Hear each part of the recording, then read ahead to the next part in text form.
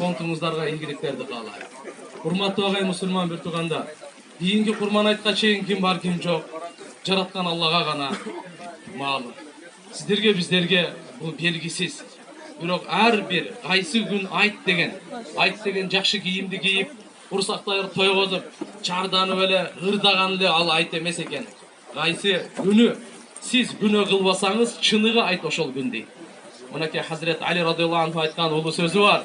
Кайсы күнү сиз күнөө кылбасаңыз, кайсы күнү жараткан Аллага шек келтирбесеңиз, ширк келтирбесеңиз, тагдырына нааразы болбосоңуз, Алла Таалам арам кылган нерседен толук тыйылган болсоңуз, Алла Таалам буйруган нерселерди аткарып, кулчулдук милдетиңизди аткарган болсоңуз, мына ошол бизге айт экен. Демек күн сайын биз айт кылсак болот экен.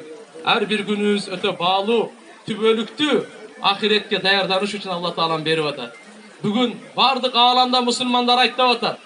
Биздин Кыргызстандагы алхамдулилла бардык бурчакта айттап атат.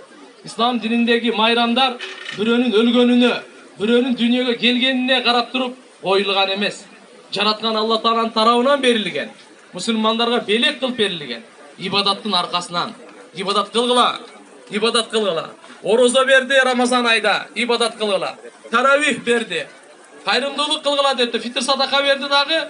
Бүткөндөн кийин эми ушунчалык машаккат көтөрдүңөр, напсыңарга каршы күрөштүңөр. Эми силерге мен мына орозо айт майрамын тартуулайын деп берип атат. Ажылыкта ажыларыбыз мынакей. Кече Арафатта эле, бүгүн түнү, өткөн түнү Муздалифада эле ихрамдарын байлап, Минага чыгып, ага чейин баргача канча деген машаккаттарды көтөрүштү. Канча деген кыйынчылыктарды көтөрдү. Эми мына бүгүн Курман айт майрамы болуп, жараткан Алла Таала ажылыктан кийин мына ибадат кылдыңар. Эми мен силерге Курман айт майрам берем деп Алла Таала тартуулап атпайбы? Демек ислам динде бул майрамдар түбөлүктүү майрамдар. Жараткан Алла Таалам баарыбыздын ибадаттарыбызды өзгөчө бүгүнкү күнү эң улуу, эң жакшы, эң сүйкүмдүү Алла Таалага ибадат, ал кан чыгаруу ибадат. Ал кан чыгаруу ибадаты. Ар бир мусулман 127.500 сому бар, нисап деп коебуз. Ага милдеттүү болуп калат, важип болуп калат. Ал эркек болсун, аял болсун, балагатка толгон мусафир эмес адамга милдеттүү болуп калат. Бирок бул курманчылык жараткан Алла Тааланын зияфаты. Бул жөнөкөй бирөөнүн меймандыгы эмес. Ошондуктан мына бүгүнкү өлгүрбөй калган, эртең дагы бар, бүрсүгүнү күн батканга чейин биз буну курманды чалсак боло берет туугандар. Пайгамбарыбыз Мухаммад алейхиссалам өзүнүн атынан, үммөттүн атынан курмандык чалган эле. Бүгүн биз өзүбүздүн атыбыздан дагы сараң болуп калдык туугандар. Келиңиздер өзүбүз дагы курмандык чалайлы, пайгамбарыбыз атынан курмандык чалайлы. Бул дүйнөдөн өтүп кеткен адамдардын атынан курмандык чалсак болот. Балагатка жете элек балдардын атынан да курмандык чалсак болот. Бардыгына сооп берилет. Сахабалар, я Расулалла, бул курманчылык эмне дегенде Ибрахим пайгамбар атаңардын сүннөтү деп айткан эле. О киши өзүнүн баласын Исмайылды муздаган. Биздерге Алла Таала мээримдүүлүк кылып, мынакей биздерге ушундай бир курмандык кой муздаганга берип койду.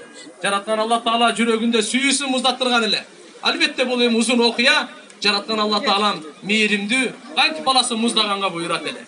Бирок Алла субханаху ва тааланын даанышмандыгы экен, кыямат күнгө чейин келе турган бардыгына мынакей ушул үлгү болду туугандар. Баарыбыздын күнөөлөрүбүздү Алла Таалам кечирген болсун.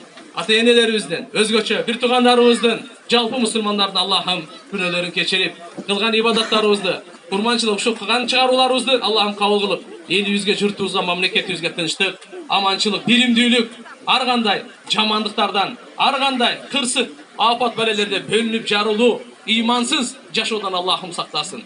Дагы бир жолу айтыңыздар маарек болсун. Кийинки жылга чейин ушундай жакшылыкта жолугуша берели. Ассаламу алейкум ва рахматуллахи ва баракатух.